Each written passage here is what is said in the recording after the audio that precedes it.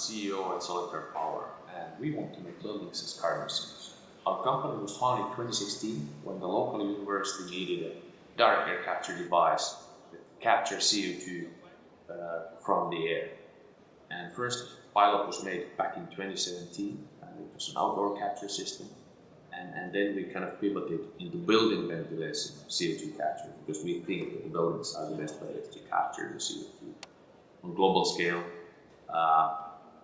buildings ventilate more air than what is needed to do all the CO2 capture in the world today. And also another reason why we capture CO2 in buildings is that buildings need to be net zero quite soon. They are accountable for 38% of CO2 emissions in the world. That's almost half the climate change that we need to solve. And the 8 is coming from the construction, and 30 is the operational emissions coming from the energy utilization. And here on the right, we see how the typical building energy consumption kind of changes. Is that the biggest energy consumption is in the heating, ventilation, and air conditioning. It's 44%. So that is where you can change things. 28% is basically lighting, and then there's hot water things and office equipment and so on. But the biggest is the HVAC.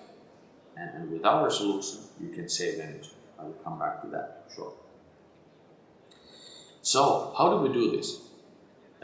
In buildings, you have a mechanical ventilation.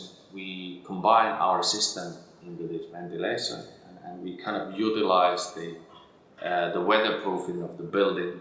Because if here in Finland, in the winter times, minus 20 degrees Celsius, systems will freeze out. There in Singapore, it could be that in the summer, plus 40 is obtained. And because of our technology is based on a temperature swing, it's better to be in the high stability environment. Air is also clean in buildings, and there's also infrastructure that we can utilize within the building. So that's why the buildings offer a really good high stability environment for the CO2 capture. And after we have captured the CO2, one would need to mineralize the CO2 in order to make those negative emissions.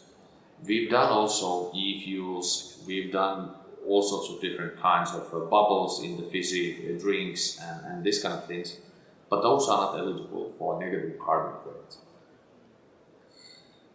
So this is why buildings as carbon sinks is a good idea. And the cost saving part. So basically, if you have a 2,000 square meters of office space there in Singapore, and you ventilate that 24/7, our solution enables you to lower down the ventilation by 50%. So the ventilation runs at lower speeds. Then depending what is the energy cost, you can have a substantial cost saving per year, so tens of thousands of dollars. On top of that, since we are saving energy, you can also avoid a lot of CO2 emissions. The amount of avoidance, of course, comes from the energy mix that we are using, and that is very different in different parts of the world. And then on top of that, we of course capture CO2 from the air. And our target in the few next years is to lower down the system cost so that we can have a return on investment back in 3 years. But Singapore is one of the best places to apply this because there's a hot and humid climate, requires a lot of air conditioning in the ventilation, and this is something that we can make lower. Of course, we cannot lower the amount of cooling of the whole building, but the heat loss in the ventilation is something that we can affect. We have delivered 6 systems today. Plus the pilot back in 2017. 2020, we made this Power to X unit for the Dubai World Expo. There, we delivered the system that captured CO2 from the air on site in Dubai. We made hydrogen in the same device, and we synthesized synthetic natural gas there on site. And we used the gas to heat up the water there locally. So it's probably the world's most expensive coffee maker ever. But still, that's a proof of concept that you can do these things very, very well. 2022 we delivered this outdoor unit, you can see here second on the left. It's a containerized system capturing CO2 from outdoors and providing it for e-fuel manufacturing. And end of 22 we delivered a unit for our Finnish company here in Finland. I will have a better slide on that a little bit later. So it's a building HVAC integrated system providing these benefits that I earlier described. So saving energy, making better indoor air, and making negative emissions. Last year in the summer we delivered a unit for actually a German customer here in Finland. They have a factory where they utilize CO2 on site, and we capture that CO2 from the air exiting the building in the building ventilation. So it's basically the exhaust of the building ventilation. And there we can maximize the amount of CO2 captured. Last year we delivered also a unit for the local university, and we are delivering kind of upgrade on that system most probably within this year. Our this year's biggest project is an office building in Denmark. We're turning that building into a carbon sink through negative emissions. Somebody might be thinking that the amount of CO2 captured is fairly low on these systems. That comes from the fact that you need to ventilate a lot of air in order to capture a lot of CO2, because there's like 0.04% of CO2 in the air. Even though it's causing the climate change, you need roughly like 1.7 million cubic meters of air to be ventilated in order to capture 1 ton. So it's not about that can we capture a lot of CO2, it's about do we have the feed of air. But when you think about all the buildings in the world, there's plenty of air to be ventilated and CO2 to be captured in the buildings of the world. Of course, there are many other companies doing pretty similar technologies with what we have. What is the biggest difference on most of the direct air capture companies in the world is that we and Carbon Reform are the only companies doing this in building ventilation. And we've delivered 6 commercial units. As far as we know, there's no other company that has done that.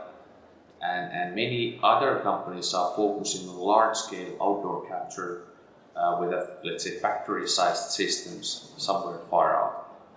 And we can utilize the building heating infrastructure to kind of have a symbiosis between the building and our system, so we can loan the energy and give it back. And the weatherproofing in buildings is a good thing, because winters especially are heavy for the technology because of the freezing. About the market size, if we think about how many buildings are there in the world, there's a lot of buildings out there, and many buildings are being retrofitted every year. I mean that, for example, office building built in the 90s might be retrofitted to 2024, and then you typically also need to renovate the ventilation system. With our solution, you can have the better indoor air class with the less ventilation. So there might be additional savings there too. And many real estate investors want to be net zero. And the only way to be net zero is basically that you run all the operations with electricity, especially renewable electricity within the building. And then you need to compensate the emissions coming from the renewables. That might be a shocker for some people, but you can imagine that the solar panels and windmills do not come from thin air. You need to build them, and those actions are setting different emissions. So they are not net zero. Of course, they are net zero when they produce electricity, but before that, a lot of emissions has happened. I used to be in the renewables business, solar business previously. But anyhow, by the year 2050, humankind will build another set of buildings that we have today. So those will be the major part of CO2 emissions, and net zero buildings need to be there in order to humankind solving the climate change challenge. We have a pretty good team behind the company, and we own most of the company ourselves, and we have a high growth expectations for this kind of technology to be applied buildings globally. Here we can see our actual case from Vaasa. So this building on the left was accomplished 2022, after which we made a retrofit into one of those 20 ventilation units in the building. And that's a 3 cubic meters of air per second, roughly 2,000 square meters of floor space. We handle a big auditorium, a lot of meeting rooms, which typically are filled with people with high CO2 levels. And this building is on-demand ventilated. So it means that every room has a CO2 sensor, and if the CO2 gets too high on set standards, the ventilation speed will be enforced. But with our solution, the enforcement is not necessarily needed because we capture the CO2 away before we push the air into the building. We can even drive down the indoor CO2 lower than the ambient, which is of course unnecessary, but technology-wise it's possible if you keep on ventilating like before our system was installed. CO2 is being captured during the days when people are in the offices. During nighttime, the ventilation is at low speed. Then we take out the CO2 from our system and we put it onto the tank behind the building on the ground level. We capture like 50 kilos per that one unit a day. And on 2 months, the tank of 3,000 kilos is full of liquid CO2, which we transport away with a tanker truck to a nearby concrete manufacturing facility where they can utilize the CO2 as a raw material. Then they can also reduce the amount of cement, which means that the concrete will also be greener than it would be without the CO2. And this is something that we plan to offer as a service to building owners. And in a few years' time, we can push down the pricing so low that there's no additional cost for the building owner. When they commit to our service, we handle the CO2 capture, we handle the transportation of CO2, and then the negative carbon credits are given back to the building owners. We of course take a small share to ourselves, and this way building owners can make their buildings acting as a carbon sink. So this is the kind of the way how we plan to do the business in the future. Currently we are selling pilot units to those trailblazing customers who want to utilize the technology, like the pension fund in Denmark, which is our next case. Yeah, that's about it, what I wanted to tell you about how to make buildings as carbon sinks. Thank you.